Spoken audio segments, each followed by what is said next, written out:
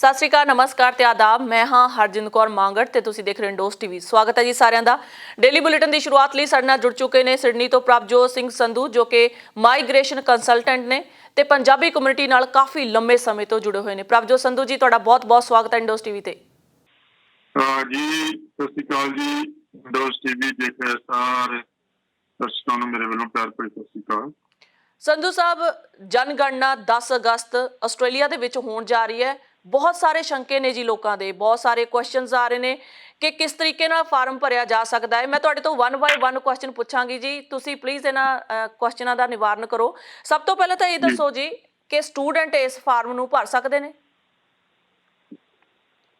ਜੀ ਮੈਂ ਸਪਸ਼ਟ ਕਰ ਦਿਆਂ ਕਿ ਜਿਹੜਾ ਵੀ 10 ਅਗਸਤ ਦੀ ਰਾਤ ਨੂੰ ਕਿਸੇ ਵੀ ਘਰ ਦੇ ਵਿੱਚ ਬੈਠਾ ਆ, ਚਾਹੇ ਉਹ ਸਟੂਡੈਂਟ ਵੀਜ਼ੇ ਤੇ ਆ, ਚਾਹੇ ਉਹ ਵਿਜ਼ਟਰ ਵੀਜ਼ੇ ਤੇ ਆ, ਚਾਹੇ ਉਹ ਪੇਰੈਂਟ ਵੀਜ਼ੇ ਤੇ ਆ, ਚਾਹੇ ਉਹ 485 ਦੇ ਉੱਤੇ ਆ, ਵੀਜ਼ਾ ਕੋਈ ਮੈਟਰ ਨਹੀਂ ਕਰਦਾ। ਜਦੋਂ ਤੁਹਾਡਾ ਸਰੀਰ ਆਸਟ੍ਰੇਲੀਆ ਦੇ ਵਿੱਚ ਹੈਗਾ ਆ ਤਾਂ ਜਿਸ ਘਰ ਦੇ ਵਿੱਚ ਵੀ ਤੁਸੀਂ ਹੈਗੇ ਹੋ, ਉਸ ਘਰ ਵਿੱਚ ਜਿਹੜਾ ਫਾਰਮ ਭਰਿਆ ਜਾਣਾ ਆ ਉਹਦੇ ਵਿੱਚ ਤੁਹਾਡਾ ਨਾਮ ਸ਼ਾਮਲ ਕਰਨਾ ਲਾਜ਼ਮੀ ਹੈ ਜੀ। ਇੰਡੀਆ ਦੇ ਵਿੱਚ ਜਿਹੜੇ ਸਟੂਡੈਂਟ ਸਟਕ ਨੇ ਜਾਂ ਫਿਰ ਆਸਟ੍ਰੇਲੀਆਈ ਨਾਗਰਿਕ ਜਿਹੜੇ ਇੰਡੀਆ ਦੇ ਵਿੱਚ ਬੈਠੇ ਨੇ, ਕੀ ਉਹ ਫਾਰਮ ਭਰ ਸਕਦੇ ਨੇ? ਨਹੀਂ ਜੀ, ਉਹ ਫਾਰਮ ਨਹੀਂ ਭਰ ਸਕਦੇ ਜੀ। ਫਾਰਮ ਸਿਰਫ ਉਹੀ ਭਰ ਸਕਦੇ ਨੇ ਜਿਹੜੇ ਆਸਟ੍ਰੇਲੀਆ ਦੇ ਵਿੱਚ ਮੌਜੂਦ ਨੇ, ਚਾਹੇ ਉਹ ਭਾਵੇਂ ਜਿਹੜੇ ਬਾਹਰ ਇੰਡੀਆ ਭਾਵੇਂ ਸਿਟੀਜ਼ਨ ਹੀ ਗਏ ਹੋਏ ਨੇ, ਬਟ ਉਹ ਫਾਰਮ ਨਹੀਂ ਭਰ ਸਕਦੇ। ਜੀ ਜੀ ਜੀ।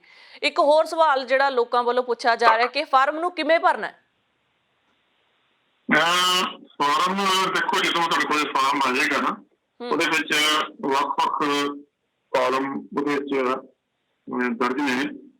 ਜਿਹੜੀ ਸਾਡੀ ਦਿਲਚਸਪੀ ਹੈਗੀ ਸੀਗੀ ਉਹਦਾ ਪੰਜਾਬੀ ਕਰਕੇ ਸੀਗੀ ਕਿ ਪੰਜਾਬੀ ਤਾਂ ਆਪਾਂ ਨੇ ਭਰਨੀ ਉਹਦੇ ਵਿੱਚ ਨਾ, ਤੇ ਉਹਦੇ ਵਿੱਚ ਇਸ ਤਰ੍ਹਾਂ ਕਿ ਬਹੁਤ ਸਾਰੇ ਲੋਕਾਂ ਨੂੰ ਇਹ ਭਰਮ ਭੁਲੇਖਾ ਕਿ ਫਾਰਮ ਸ਼ਾਇਦ ਹਰ ਇੱਕ ਇਕੱਲੇ ਬੰਦੇ ਵਾਸਤੇ ਵੱਖਰਾ ਹੋਣਾ। ਜਿਹੜਾ ਫਾਰਮ ਆ, ਇੱਕ ਹਾਊਸ ਹੋਲਡ ਵਾਸਤੇ ਇੱਕ ਫਾਰਮ ਹੋਣਾ ਜੀ। ਜਿਹੜਾ ਇੱਕ ਘਰ ਆ, ਉਸ ਘਰ ਦੇ ਵਿੱਚ ਜੇ ਰਾਤ ਨੂੰ 10 ਜਣੇ ਵੀ ਰਹਿ ਰਹੇ ਨੇ ਤੇ 10 ਜਣਿਆਂ ਦੇ 10 ਦੇ ਨਾਮ ਉਸੇ ਇੱਕੋ ਹੀ ਫਾਰਮ ਦੇ ਵਿੱਚ ਭਰੇ ਜਾਣੇ ਆ। ਇਹ ਤੁਸੀਂ ਫਾਰਮ ਤੁਸੀਂ ਆਨਲਾਈਨ ਵੀ ਭਰ ਸਕਦੇ ਹੋ ਤੇ ਤੁਹਾਨੂੰ ਜਿਹੜਾ ਅਗਲੇ ਹਫ਼ਤੇ ਫਾਰਮ ਡਾਕ ਰਾਹੀਂ ਵੀ ਆਉਣਾ ਜਿਹੜਾ ਆ ਉਹ ਸ਼ੁਰੂ ਹੋ ਜਾਣਾ ਹੈ।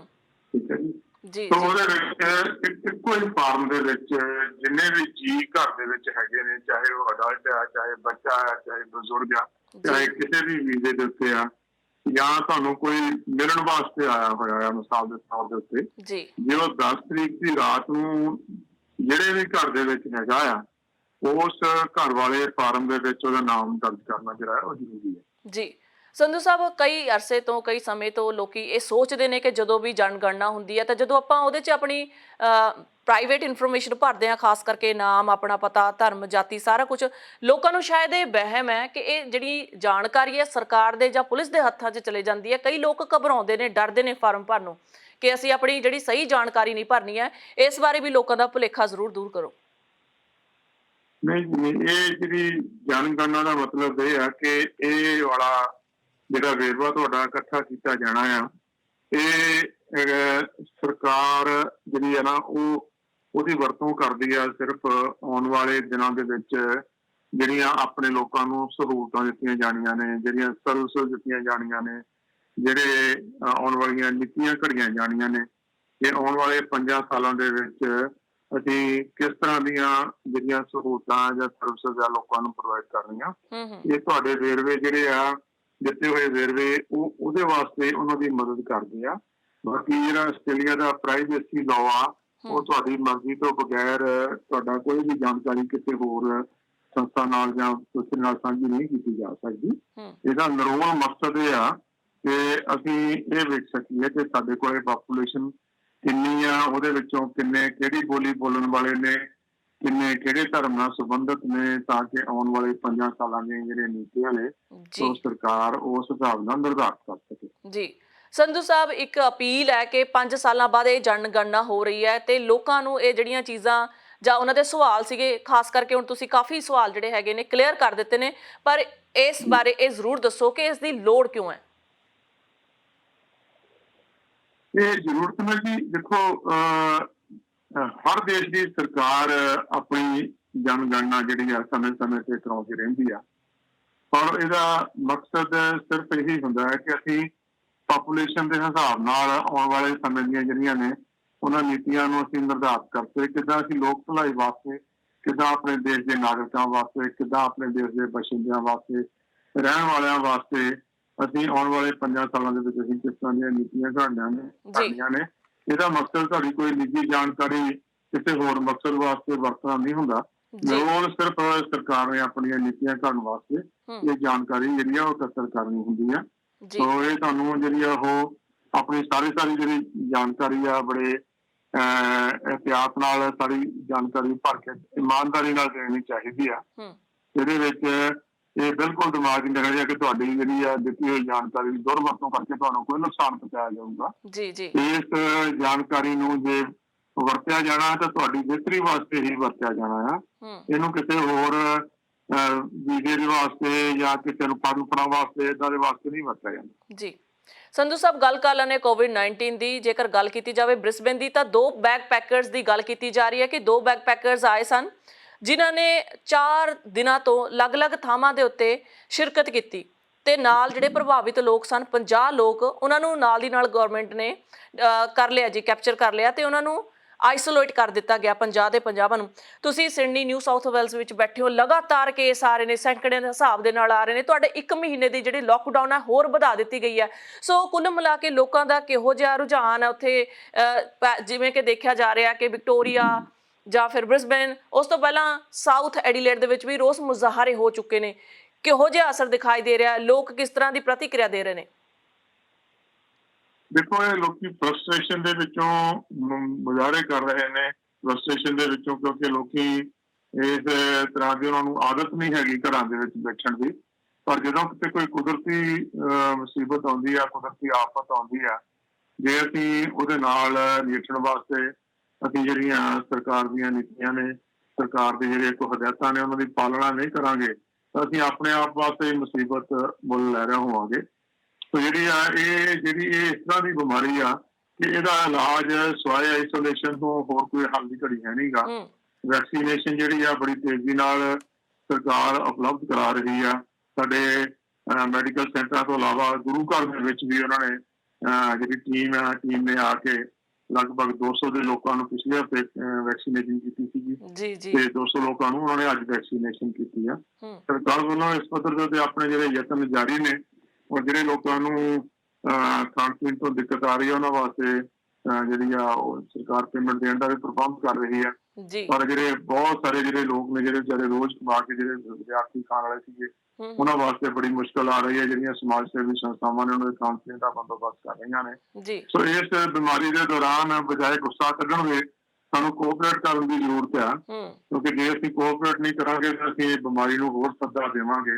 ਇਹਦੇ ਫੈਲਣ ਦਾ ਕਾਰਨ ਜਿਹੜਾ ਵੀ ਇਹੀ ਆ ਕਿ ਜਦੋਂ ਇੱਕ ਬੰਦਾ ਜਿਹੜਾ ਕੋਵਿਡ ਤੋਂ ਪ੍ਰਭਾਵਿਤ ਥਾਂ ਤੇ ਜਾਂਦਾ ਹੈ, ਜਿੰਨੇ ਵੀ ਲੋਕ ਉਹਦੇ ਆਲੇ ਦੁਆਲੇ ਉੱਤੇ ਹੁੰਦੇ ਨੇ ਉਹਦੇ ਸਾਹ ਦੇ ਵਿੱਚੋਂ ਬਿਮਾਰੀ ਨੂੰ ਗ੍ਰਹਿਣ ਕਰ ਲੈਂਦੇ ਨੇ ਤੇ ਅਗਾਂਹ ਜਿਵੇਂ ਉਹ ਅੱਗੇ ਜਾਂਦੇ ਨੇ, ਉਹ ਜਾ ਕੇ ਉੱਥੇ ਗਾਂਹ ਵੰਡਣ ਲੱਗ ਪੈਂਦੇ ਨੇ। ਸੋ ਬਿਹਤਰੀ ਇਸੇ ਗੱਲ ਦੇ ਵਿੱਚ ਆ ਕਿ ਜੇ ਕਿਸੇ ਨੂੰ ਕੋਈ ਹੈਗੀ ਆ ਤਾਂ ਆਪਣੇ ਆਪ ਨੂੰ ਆਈਸੋਲੇਟ ਕਰੇ। ਬਾਕੀ ਜਿੰਨਾ ਜ਼ਰੂਰਤ ਤੋਂ ਬਗੈਰ ਘਰੋਂ ਨਾ ਨਿਕਲਿਆ ਜਾਵੇ। ਲੋਕਡਾਊਨ ਦੇ ਦੌਰਾਨ ਜਿੰਨੀ ਹਦਾਇਤਾਂ ਦੀ ਪਾਲਣਾ ਕੀਤੀ ਜਾਵੇ, ਉਨੀ ਛੇਤੀ ਅਸੀਂ ਇਸ ਲੋਕਡਾਊਨ ਦੇ ਵਿੱਚੋਂ ਬਾਹਰ ਆ ਸਕਾਂਗੇ। ਸੰਧੂ ਸਾਹਿਬ, ਗੱਲ ਕਰਦੇ ਆ ਵੈਕਸੀਨੇਸ਼ਨ ਦੀ। ਆਸਟ੍ਰੇਲੀਆ ਸਰਕਾਰ ਪਹਿਲੇ ਹੀ ਕਾਫੀ ਲੇਟ ਹੋ ਚੁੱਕੀ ਹੈ। ਜਦੋਂ ਹੁਣ ਇਹਨਾਂ ਨੇ ਬੀੜਾ ਚੁੱਕਿਆ ਤਾਂ ਜਿਹੜੇ ਲੋਕ ਆ ਉਹ ਅੱਗੇ ਨਹੀਂ ਆ ਰਹੇ, ਡਰ ਰਹੇ ਨੇ, ਕਿਉਂਕਿ ਫਾਈਜ਼ਰ, ਐਸਟਰਾਜੈਨਕਾ ਜਾਂ ਮੋਡਰਨਾ ਜਾਂ ਪਹਿਲਾਂ ਜੌਨਸਨ ਐਂਡ ਜੌਨਸਨ ਦੀ ਵੀ ਖੁਰਾਕਾਂ ਲਈਆਂ ਸਨ। ਇਹ ਸਾਰੀਆਂ ਦੇ ਵਿੱਚ ਕਿਤੇ ਨਾ ਕਿਤੇ ਅਨਿਸ਼ਚਿਤਤਾ ਬਣੀ ਹੋਈ ਹੈ। ਲੋਕ ਘਬਰਾ ਰਹੇ ਨੇ ਕਿ ਜੇਕਰ ਅਸੀਂ ਇਹ ਵੈਕਸੀਨ ਲੈ ਲਈਏ ਸਾਡੇ ਕੋਈ ਬਿਮਾਰੀ ਨਾ ਪੈ ਜਾਵੇ, ਜਾਂ ਫਿਰ ਬਲੱਡ ਕਲਾਉਡਸ ਪਹਿਲਾਂ ਹੁੰਦੇ ਸੀਗੇ।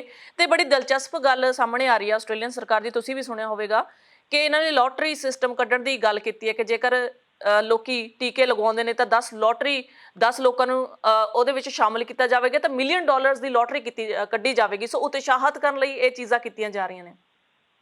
ਦੇਖੋ, ਸਾਨੂੰ ਇਹਨਾਂ ਸਰਕਾਰਾਂ ਦਾ ਧੰਨਵਾਦ ਕਰਨਾ ਬਣਦਾ ਆ ਕਿ ਜਿਹੜੇ ਮੁਫਤ ਦੇ ਵਿੱਚ ਤੁਹਾਨੂੰ ਦਵਾਈ ਲਾ ਕੇ ਦੇ ਰਹੇ ਨੇ, ਮੁਫਤ ਦੇ ਵਿੱਚ ਤੁਹਾਡੇ ਟੈਸਟ ਕਰ ਰਹੇ ਨੇ, ਉਸ ਤੋਂ ਤੁਹਾਨੂੰ ਉਤਸ਼ਾਹਿਤ ਕਰਨ ਵਾਸਤੇ ਲਾਟਰੀ ਵਰਗੀਆਂ ਸਕੀਮਾਂ ਲਿਆ ਰਹੇ ਨੇ। ਭਾਰਤ ਜਾ ਕੇ ਵੇਖੋ, ਲੋਕੀ ਪੈਸੇ ਚੱਕੀ ਫਿਰਦੇ ਨੇ, ਉਹਨਾਂ ਨੂੰ ਦਵਾਈ ਜਿਹੜੀ ਆ ਉਹ ਮਿਲਦੀ ਨਹੀਂ ਹੈਗੀ। ਹਜ਼ਾਰਾਂ ਰੁਪਏ ਖਰਚ ਕਰਕੇ ਲੋਕੀ ਉਹ ਟੀਕੇ ਲਵਾ ਰਹੇ ਨੇ। ਜੀ ਤੇ ਜੇ ਤੁਹਾਨੂੰ ਇਹ ਸਰਕਾਰ ਇਹ ਸਹੂਲਤ ਦਿੰਦੀ ਆ ਤਾਂ ਤੁਹਾਡੇ ਆਪਣੀ ਕਮਿਊਨਿਟੀ ਦੀ ਬਿਹਤਰੀ ਵਾਸਤੇ, ਆਪਣੇ ਆਪ ਦੀ ਬਿਹਤਰੀ ਵਾਸਤੇ ਸਾਨੂੰ ਇਹ ਟੀਕੇ ਲਵਾ ਲੈਣੇ ਚਾਹੀਦੇ ਨੇ। ਹੂੰ ਜਿਹੜਾ ਫਾਈਜ਼ਰ ਤੇ ਐਸਟਰਾਜ਼ੇਨੇਕਾ ਦਾ ਜਿਹੜਾ ਵਿਵਾਦ ਚੱਲ ਰਿਹਾ ਆ, ਉਸ ਵਿਵਾਦ ਦੇ ਚੱਲਦਿਆਂ ਭਾਵੇਂ ਮਿਲੀਅਨ ਦੇ ਵਿੱਚੋਂ ਕਿਸੇ ਇੱਕ ਦੋ ਨੂੰ ਹੀ ਪ੍ਰੋਬਲਮ ਆਉਂਦੀ ਹੈ, ਪਰ ਉਹਦੇ ਨਾਲ ਇੱਕ ਬੇਭਰੋਸਗੀ ਦਾ ਮਾਹੌਲ ਕ੍ਰੀਏਟ ਹੋ ਜਾਂਦਾ ਆ। ਜੀ ਪਰ ਉਸ ਨੂੰ ਵੀ ਨਜਿੱਠਦਿਆਂ ਹੋਇਆ ਮੇਰਾ ਖਿਆਲ ਹੈ ਕਿ ਸਰਕਾਰ ਨੇ ਹੁਣ ਫਾਈਜ਼ਰ ਦੀ ਜਿਹੜੀਆਂ ਡੋਜ਼ਿਸ ਆ ਵੱਧ ਤੋਂ ਵੱਧ ਮੰਗਾਉਣੀਆਂ ਸ਼ੁਰੂ ਕਰ ਦਿੱਤੀਆਂ ਨੇ। ਜੀ ਇਵਨ ਗੁਰੂ ਘਰ ਦੇ ਵਿੱਚ ਸਾਡੇ ਜਿਹੜੇ ਸੀ ਉਹ ਸਿਰਫ ਫਾਈਜ਼ਰ ਹੀ ਲਾਈ ਗਈ ਹੈ, ਹੂੰ ਠੀਕ ਹੈ ਨਾ। ਸੋ ਜੀ ਫਾਈਜ਼ਰ ਜਿਹੜੀ ਆ ਜਿੱਥੇ ਵੀ ਉਪਲਬਧ ਹੈਗੀ ਆ, ਬਾਕੀ ਜਿਵੇਂ ਜਿਹੜੇ ਘੱਟ ਉਮਰ ਵਾਲੇ ਹੈਗੇ ਨੇ ਉਹ ਐਸਟਰਾਜ਼ੇਨੇਕਾ ਵੀ ਉਹਨਾਂ ਤੋਂ ਕੋਈ ਨੁਕਸਾਨ ਨਹੀਂ ਪਹੁੰਚਾ ਰਹੀ। ਹੂੰ ਸੋ ਇਹ ਤੁਸੀਂ ਆਪਣੇ ਜਿਹੜੇ ਜਦੋਂ ਕੋਈ ਜੇ ਕੋਈ ਪ੍ਰੋਬਲਮ ਹੈਗੀ ਆ ਆਪਣੇ ਡਾਕਟਰ ਦੀ ਸਲਾਹ ਲੈ ਸਕਦੇ ਹੋ, ਜੀ ਪਰ ਜੀ ਇਹਨੂੰ ਪਹਿਲ ਦੇ ਆਧਾਰ ਤੇ ਲਵਾ ਲੈਣਾ ਚਾਹੀਦਾ ਕਿਉਂਕਿ ਤੁਹਾਡੇ ਇੰਟਰਨੈਸ਼ਨਲ ਟਰੈਵਲ ਆ, ਹੂੰ ਇੰਟਰਨੈਸ਼ਨਲ ਟਰੈਵਲ ਵਾਸਤੇ ਵੀ ਇਹ ਲਾਜ਼ਮੀ ਕਰ ਦਿੱਤਾ ਗਿਆ ਕਿ ਜਿਹਨੇ ਟੀਕੇ ਨਹੀਂ ਲਵਾਏ ਹੋਏ ਉਹਨਾਂ ਨੂੰ ਇੰਟਰਨੈਸ਼ਨਲ ਟਰੈਵਲਿੰਗ ਦੇ ਵਿੱਚ ਵੀ ਦਿੱਕਤ ਆਏਗੀ। ਜੀ ਸੋ ਤੁਹਾਨੂੰ ਇਹ ਆਪਣੀ ਬਿਹਤਰੀ ਵਾਸਤੇ, ਆਪਣੇ ਭਾਈਚਾਰੇ ਦੀ ਬਿਹਤਰੀ ਵਾਸਤੇ, ਆਪਣੇ ਦੇਸ਼ ਦੀ ਬਿਹਤਰੀ ਵਾਸਤੇ ਹੂੰ ਇਹ ਜਿਹੜੇ ਇੰਜੈਕਸ਼ਨ ਆ ਜਿੰਨੀ ਜਲਦੀ ਹੋ ਸਕੇ ਉਹ ਲਵਾ ਲੈਣੇ ਚਾਹੀਦੇ ਨੇ। ਸੰਧੂ ਸਾਹਿਬ ਗੱਲ ਕਰ ਲੈਂਦੇ ਜੀ ਭਾਰਤ ਦੀ। ਭਾਰਤ ਦੇ ਵਿੱਚ ਅਮਰੀਕਾ ਦੇ ਜਿਹੜੇ ਵਿਦੇਸ਼ ਮੰਤਰੀ ਨੇ ਐਂਟਰੀ ਬਲਿੰਕਨ, ਉਹ ਭਾਰਤੀ ਦੌਰੇ ਦੇ ਉੱਤੇ ਨੇ। ਨਰਿੰਦਰ ਮੋਦੀ ਦੇ ਨਾਲ ਉਹਨੇ ਗੱਲਬਾਤ ਕੀਤੀ ਹੈ ਤੇ ਕਾਫੀ ਵਿਚਾਰ ਚਰਚਾਵਾਂ ਕੀਤੀਆਂ ਨੇ। ਪੱਤਰਕਾਰਾਂ ਵੱਲੋਂ ਸਵਾਲ ਪੁੱਛੇ ਜਾਣ ਤੇ ਉਹਨਾਂ ਨੇ ਕਾਫੀ ਗੱਲਾਂ ਕੀਤੀਆਂ ਕਿਉਂਕਿ ਕਿਸਾਨਾਂ ਦਾ ਜਿਹੜਾ ਸੰਘਰਸ਼ ਹੈ, ਜਿਵੇਂ ਕਿ ਤੁਸੀਂ ਜਾਣਦੇ ਹੋ ਕਿ ਜਨ ਦਾ ਮੁੱਦਾ ਹੈ, ਕੱਲਾ ਇਹ ਇੰਡੀਆ ਦਾ ਮੁੱਦਾ ਨਹੀਂ ਹੈ। ਅੱਜ ਕੱਲ੍ਹ ਸਾਰੇ ਜਾਣਦੇ ਨੇ ਕਿ ਭਾਰਤ ਦੇ ਵਿੱਚ ਕੋਈ ਅੰਦੋਲਨ ਹੋ ਰਿਹਾ ਖੇਤੀਬਾੜੀ ਬਿੱਲਾਂ ਨੂੰ ਲੈ ਕੇ। ਸੋ ਜਦੋਂ ਕੁਐਸਚਨ ਪੁੱਛੇ ਗਏ ਜੀ, ਉਹਨਾਂ ਨੇ ਕਾਫੀ ਸਵਾਲ ਜਵਾਬ ਕੀਤੇ ਤੇ ਉਹਨਾਂ ਨੇ ਕਿਤੇ ਨਾ ਕਿਤੇ ਕਿਸਾਨਾਂ ਦੇ ਹੱਕ ਦੇ ਵਿੱਚ ਭੁਗਤਦੇ ਨਜ਼ਰ ਆਏ। ਕੀ ਤੁਹਾਨੂੰ ਲੱਗਦਾ ਕਿ ਉਹਨਾਂ ਦੇ ਇਹ ਵਿਦੇਸ਼ੀ ਦੌਰਾ ਇੱਕ ਕਾਰਗਰ ਸਾਬਤ ਹੋਵੇਗਾ ਕਿਸਾਨਾਂ ਦੇ ਲਈ? ਦੇਖੋ ਵਿਦੇਸ਼ਾਂ ਤੋਂ ਤਕਰੀਬਨ ਇਸ ਖੇਤੀ ਦੇ ਬਿੱਲਾਂ ਦੇ ਵਿਰੋਧ 'ਚ ਕਿਸਾਨ ਬੈਠੇ ਨੇ, ਉਹਨਾਂ ਨੂੰ ਹਰ ਕੋਨੇ ਤੋਂ ਸਮਰਥਨ ਮਿਲਿਆ ਆ। ਔਰ ਜੇ ਅਮਰੀਕਾ ਦੇ ਵਿਦੇਸ਼ ਮੰਤਰੀ ਨੇ ਵੀ ਜਾ ਕੇ ਬੋਲਣ ਦੀ ਆਜ਼ਾਦੀ ਦੀ ਗੱਲ ਕੀਤੀ ਹੈ ਤਾਂ ਉਹਦਾ ਸਵਾਗਤ ਕਰਨਾ ਬਣਦਾ ਆ। ਬਾਕੀ ਇਹ ਹੈ ਕਿ ਜਿਹੜੀ ਡੈਮੋਕ੍ਰੇਸੀ ਹੈ ਨਾ, ਡੈਮੋਕ੍ਰੇਸੀ ਨੂੰ ਇੱਕ ਤਰੀਕੇ ਨਾਲ ਹਾਈਜੈਕ ਕੀਤਾ ਹੋਇਆ ਆ। ਬੜੀ ਮੰਦਭਾਗੀ ਗੱਲ ਇਹ ਆ ਕਿ ਹਾਈਜੈਕ ਕਰਕੇ ਨੰਬਰ ਦੇ ਗਿਣਤੀ ਦੇ ਜਿਹੜੇ ਸਾਡੇ ਸਰਮਾਏਦਾਰ ਨੇ, ਵੱਡੇ ਵੱਡੇ ਅੰਬਾਨੀ ਅਦਾਨੀ, ਉਹਨਾਂ ਨੇ ਇੱਕ ਤਰੀਕੇ ਨਾਲ ਪਹਿਲਾਂ ਮੀਡੀਆ ਖਰੀਦ ਲਿਆ, ਫਿਰ ਜਿਹੜੀਆਂ ਵੋਟਿੰਗ ਮਸ਼ੀਨਾਂ ਦਾ ਚੱਕਰ ਚੱਲ ਰਿਹਾ ਆ ਕਿ ਉਹ ਵੀ ਇਮਾਨਦਾਰੀ ਨਾਲ ਨਹੀਂ ਵਰਤੀਆਂ ਗਈਆਂ। ਤੇ ਇੱਕ ਪਾਰਟੀ ਜਿਹੜੀ ਆ ਉਹ ਮਨਮਰਜ਼ੀ ਕਰਨ ਦੀ ਕੋਸ਼ਿਸ਼ ਕਰ ਰਹੀ ਆ। ਉਹਦਾ ਮਕਸਦ ਸਿਰਫ ਇਹ ਆ ਕਿ ਵੱਡੇ ਸਰਮਾਏਦਾਰਾਂ ਨੂੰ ਅਸੀਂ ਫਾਇਦਾ ਪਹੁੰਚਾਇਆ ਜਾ ਸਕੇ। ਬਹੁਤ ਸਾਰੀਆਂ ਐਗਜ਼ਾਮਪਲਾਂ ਨੇ ਜਿੱਥੇ ਹਿਮਾਚਲ ਦੇ ਵਿੱਚ ਸੇਬ ਵਾਲੇ ਤੁਸੀਂ ਦੇਖ ਸਕਦੇ ਹੋ, ਜਿਹੜੇ ਸੇਬ ਵਾਲੇ ਉਤਪਾਦਕ ਆ ਉਹ ਕਿਸ ਤਰ੍ਹਾਂ ਹੁਣ ਇਸ ਵੇਲੇ ਬਿਲਕੁਲ ਜਿਹਨੂੰ ਕਹੋ ਵੀ ਉਹਨਾਂ ਦੀ ਜੇਬਾਂ ਖਾਲੀ ਕਰ ਦਿੱਤੀਆਂ ਗਈਆਂ ਨੇ। ਔਰ ਜਿਹੜੇ ਸਰਮਾਏਦਾਰ ਨੇ, ਜੇ ਮਾਰਕੀਟ ਦੇ ਵਿੱਚ ਉਹੀ ਸੇਬ ਜਿਹੜਾ ਅੱਜ ਤੋਂ ਪਹਿਲਾਂ 50 ਰੁਪਏ ਦਾ ਮਿਲਦਾ ਸੀ, 200 ਰੁਪਏ ਦਾ ਮਿਲਦਾ। ਜਿਹੜੇ ਉਤਪਾਦਨਕਾਰ ਨੇ ਉਹਨਾਂ ਨੂੰ 5 ਰੁਪਏ ਵੀ ਨਹੀਂ ਮਿਲ ਰਹੇ ਜੀ। ਕੁਕਿੰਗ ਆਇਲ ਵੀ ਇੰਨੀ ਮਹਿੰਗਾਈ ਹੋ ਚੁੱਕੀ ਹੈ ਜੀ ਭਾਰਤ ਦੇ ਵਿੱਚ, ਜੇਕਰ ਤੁਸੀਂ ਦੇਖਿਆ ਜਾਵੇ। ਸੋ ਸਰਕਾਰ ਦੇ ਖਿਲਾਫ ਕਿਸਾਨਾਂ ਵੱਲੋਂ ਹਰ ਇੱਕ ਆਵਾਜ਼ ਨੂੰ ਬੁਲੰਦ ਕੀਤਾ ਜਾ ਰਿਹਾ ਕਿਉਂਕਿ ਇਹਨਾਂ ਦਾ ਪਹਿਲਾਂ ਵੀ ਕਹਿਣਾ ਹੈ ਕਿ ਅਸੀਂ ਸਿਰਫ ਕਿਸਾਨਾਂ ਦੇ ਬਿੱਲ ਨੂੰ ਲੈ ਕੇ ਵਿਰੋਧ ਪ੍ਰਦਰਸ਼ਨ ਨਹੀਂ ਕਰ ਰਹੇ, ਅਸੀਂ ਜਿਹੜੀ ਵੀ ਭਾਰਤ ਦੇ ਵੱਲੋਂ ਨੀਤੀ ਬਣਾਈ ਜਾਂਦੀ ਹੈ ਕੇਂਦਰ ਸਰਕਾਰ ਵੱਲੋਂ ਭਾਰਤ ਦੇ ਲੋਕਾਂ ਲਈ, ਅਸੀਂ ਉਹਦੇ ਵੀ ਖਿਲਾਫ ਹਾਂ। ਨਹੀਂ, ਬਿਲਕੁਲ ਸਹੀ ਗੱਲ ਹੈ ਜੀ। ਜਿਹੜੇ ਕਿਸਾਨ ਲੜਾਈ ਲੜ ਰਹੇ ਨੇ ਨਾ, ਉਹ ਆਪਣੀ ਕਿਸਾਨੀ ਦੀ ਲੜਾਈ ਨਾਲੋਂ ਜ਼ਿਆਦਾ ਲੜਾਈ ਜਿਹੜੀ ਆ ਉਹ ਖਪਤਕਾਰ ਦੀ ਲੜਾਈ ਲੜ ਰਹੇ ਨੇ। ਜੇ ਕਿਸਾਨ ਅੱਜ ਇਹ ਅੰਦੋਲਨ ਛੱਡ ਦਿੰਦੇ ਨੇ ਤੇ ਆਉਣ ਵਾਲੇ 5-7 ਸਾਲਾਂ ਬਾਅਦ ਜਿਹੜਾ ਆਟਾ ਜਿਹੜਾ ਆ ਅੱਜ ਤੇ 25-30 ਰੁਪਏ ਨੂੰ ਕਿਲੋ ਜਿਹੜਾ ਆ, ਉਹ ਯਕੀਨਨ 100 ਰੁਪਏ ਕਿਲੋ ਜਿਹੜਾ ਆ ਉਹ ਆਟਾ ਮਿਲੂਗਾ। ਔਰ ਉਹਦਾ ਨੁਕਸਾਨ ਜਿਹੜਾ ਆ ਉਹ ਖਪਤਕਾਰ ਦਾ ਹੋਣਾ ਆ, ਔਰ ਮੁਨਾਫਾ ਜਿਹੜਾ ਆ ਉਹ ਵੱਡੇ ਸਰਮਾਏਦਾਰਾਂ ਦੀ ਜੇਬ ਤੇ ਜਾਣਾ ਹੈ। ਅਨਫੋਰਚੂਨੇਟਲੀ ਸਰਮਾਏਦਾਰਾਂ ਦਾ ਪੱਖ ਪੂਰਦੀ ਸਰਕਾਰ ਜਿਹੜੀ ਆ ਇਹ ਆਮ ਆਮ ਲੋਕਾਂ ਦੀ ਗੱਲ ਨਹੀਂ ਕਰ ਰਹੀ। ਜਿਹੜਾ ਉੱਥੇ ਜਿਵੇਂ ਲੋਕਾਂ ਦਾ ਆਮਦਨ ਦਾ ਸਾਧਨ ਵੇਖਿਆ ਜਾਵੇ, ਜੇ ਕਿਸੇ ਨੂੰ 100 ਰੁਪਏ ਕਿਲੋ ਆਟਾ ਖਰੀਦਣਾ ਪੈ ਗਿਆ ਤਾਂ ਮੇਰਾ ਖਿਆਲ ਆ ਭਾਰਤ ਦੀ ਬਹੁਤ ਗਿਣਤੀ ਜਿਹੜੀ ਜਨਤਾ ਉਹ ਤਾਂ ਭੁੱਖਿਆ ਮਰਨ ਵਾਲੀ ਹਾਲਤ। ਬਿਲਕੁਲ ਮਰਨ ਵਾਲੀ ਗੱਲ ਹੈ ਸੰਧੂ ਸਾਹਿਬ। ਅੱਜ ਮੈਂ ਸਵੇਰੇ ਪੋਸਟ ਦੇਖ ਰਹੀ ਸੀ, ਤੇਲ ਦੀ ਪੋਸਟ ਆ ਰਹੀ ਸੀ ਕੁਕਿੰਗ ਆਇਲ ਦੀ, ਕਿ ਭਾਰਤ ਦੇ ਵਿੱਚ ਅੱਜ ਤੋਂ 6 ਮਹੀਨੇ ਪਹਿਲਾਂ ਜਿਹੜਾ cooking I think ਕਨੋਲਾ oil the brand ਸੀ ਕਿ ਅੱਜ ਤੋਂ 6 ਮਹੀਨੇ ਪਹਿਲਾਂ ਕੁਕਿੰਗ ਕੋਲੋਨਾ ਅਲੋਨ ਦੇ 1 ਲੀਟਰ 350 ਰੁਪਏ ਸੀ ਤੇ 6 ਮਹੀਨਿਆਂ ਬਾਅਦ ਉਹਦੀ 750 ਕੀਮਤ ਚੱਕ ਦਿੱਤੀ। ਤੇ ਆਉਣ ਵਾਲੇ ਸਾਲਾਂ ਦੇ ਵਿੱਚ ਜਿਵੇਂ ਤੁਸੀਂ ਕਿਹਾ ਕਿ ਭੁੱਖਮਰੀ ਦਾ ਸ਼ਿਕਾਰ ਬਾਕੀ ਹੋਣ ਤੋਂ ਭਾਰਤ ਨੂੰ ਕੋਈ ਨਹੀਂ ਰੋਕ ਸਕਦਾ ਜੇਕਰ ਕਿਸਾਨ ਉੱਥੋਂ ਉੱਠ ਜਾਂਦੇ ਨੇ, ਕਿਉਂਕਿ ਕਿਸਾਨ ਹੀ ਨੇ ਕਈ ਜਿਹੜੇ ਮੁੱਦੇ ਲੈ ਕੇ ਬੈਠੇ ਨੇ। ਕਿਸਾਨਾਂ ਦੇ ਡਰ ਕਰਕੇ ਕਈ ਨੀਤੀਆਂ ਇਦਾਂ ਦੀਆਂ ਹੈਗੀਆਂ ਕੇਂਦਰ ਸਰਕਾਰ ਜਿਹੜੀਆਂ ਦਬ ਕੇ ਰੱਖੀਆਂ ਹੋਈਆਂ ਨੇ, ਦਬਾ ਕੇ ਰੱਖੀਆਂ ਹੋਈਆਂ ਨੇ, ਕਿਉਂਕਿ ਕਿਤੇ ਨਾ ਕਿਤੇ ਕਿਸਾਨਾਂ ਦਾ ਦਬਦਬਾ ਕੇਂਦਰ ਸਰਕਾਰ ਦੇ ਉੱਤੇ ਪਿਆ ਹੋਇਆ ਹੈ। ਪਿੱਛੇ ਜਿਹੇ ਰਾਕੇਸ਼ ਟਿਕੈਤ ਨੇ ਚੇਤਾਵਨੀ ਦਿੱਤੀ ਸੀ ਜੀ ਕਿ ਜੇਕਰ ਸਾਡੀਆਂ ਮੰਗਾਂ ਨਾ ਮੰਨੀਆਂ ਤਾਂ ਲਖਨਊ ਨੂੰ ਵੀ ਦਿੱਲੀ ਬਣਾ ਦਿੱਤਾ ਜਾਵੇਗਾ। ਜੀ ਜੀ ਉਹਨਾਂ ਦਾ ਮਕਸਦ ਇਹੀ ਸੀਗਾ ਜੀ ਕਿ ਸਰਕਾਰ ਤੇ ਦਬਾਅ ਬਣਾ ਕੇ ਰੱਖਿਆ ਜਾਵੇ। ਆਉਣ ਵਾਲੀਆਂ 5 ਰਾਜਾਂ ਦੀਆਂ ਜਿਹੜੀਆਂ ਚੋਣਾਂ ਨੇ, ਉਹਨਾਂ ਚੋਣਾਂ ਦੇ ਵਿੱਚ ਇਹ ਹੁਣ ਬਹੁਤ ਵੱਡਾ ਚੈਲੰਜ ਰਾਜਨੀਤੀ ਪਾਰਟੀ ਵਾਸਤੇ ਬਣਿਆ ਹੋਇਆ ਆ ਕਿ ਉਹ ਜਿਸ ਤਰ੍ਹਾਂ ਕਿ ਕਿਸਾਨਾਂ ਨੇ ਪੱਛਮੀ ਬੰਗਾਲ ਦੇ ਵਿੱਚ ਆਪਣਾ ਜਿਹੜਾ ਕਰਤੱਵ ਦਿਖਾਇਆ ਆ, ਉੱਥੇ ਇਹ ਭਾਜਪਾ ਨੂੰ ਮੂੰਹ ਦੀ ਖਾਣੀ ਪਈ ਆ।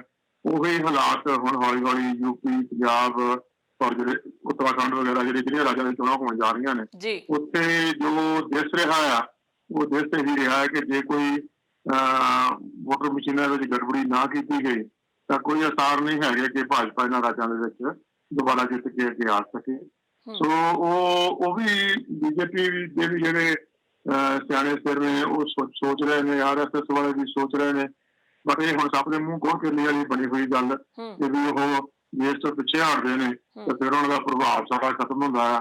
ਸੋ ਉਹਨਾਂ ਨੂੰ ਇਹ ਬੜੇ ਇੱਕ ਪਾਸੇ ਕਿਸਾਨ ਜਿਹੜੇ ਨੇ ਉਹ ਖਪਤਕਾਰਾਂ ਦੀ ਜਿਹੜੀ ਆਮ ਲੋਕਾਂ ਦੀ ਲੜਾਈ ਜਿਹੜੀ ਆ ਪਿਛਲੇ 8 ਮਹੀਨਿਆਂ ਤੋਂ ਬੈਠ ਕੇ ਲੜ ਰਹੇ ਨੇ, ਤੇ ਸਾਡੀਆਂ ਸ਼ੁਭ ਇਛਾਵਾਂ ਉਹਨਾਂ ਕਿਸਾਨਾਂ ਦੇ ਨਾਲ ਨੇ ਔਰ ਸਾਨੂੰ ਉਮੀਦ ਆ ਕਿ ਉਹ ਜਿੱਤ ਕੇ ਜਾਣਗੇ ਇੱਥੋਂ ਜਦੋਂ ਵੀ ਜਾਣਗੇ। ਜੀ thank you so much Prabhjot Sandhu ji, ਬਹੁਤ ਬਹੁਤ ਧੰਨਵਾਦ ਤੁਹਾਡਾ ਸਾਰੀ ਜਾਣਕਾਰੀ ਦੇ ਲਈ। ਜੀ ਧੰਨਵਾਦ। ਦਰਸ਼ਕੋ ਦਿਓ ਇਜਾਜ਼ਤ, ਨਵੀਆਂ ਤੇ ਤਾਜ਼ਾ ਖਬਰਾਂ ਲਈ ਦੇਖਦੇ ਰਹੋ ਇੰਡਸਟਰੀ ਆਸਟ੍ਰੇਲੀਆ। ਧੰਨਵਾਦ।